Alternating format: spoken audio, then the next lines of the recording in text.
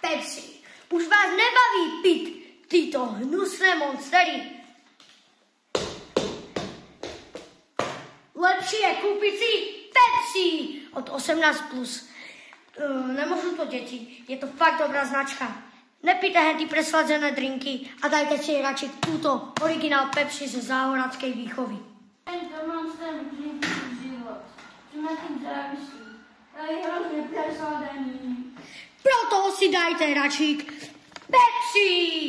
Výkonná značka, která vám fakt pomůže. Není to také presladené, nebudete na ten závislí, jak už jsem říkal, ze záhoradské výchovy. Pepsi! Mňam, velice moc dobrá. Mňam, chutí mi sladké, velice dobré, nebudete na ten závislý. Neškodí vám to, ale jak říkám, je to od 18+.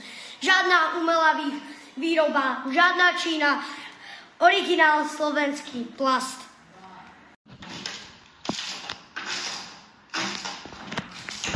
Daj mi sami.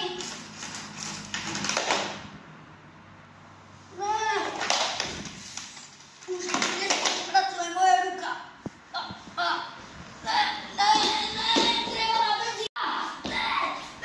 Dobrý. Ne.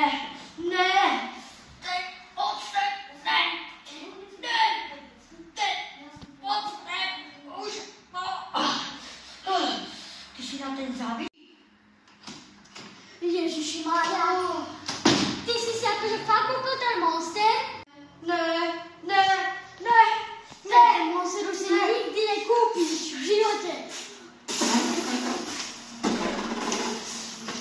Ty dajte ten malý človek. Hlúpy monster. Daj si radši Pepsi, ale Pepsi. Dobre.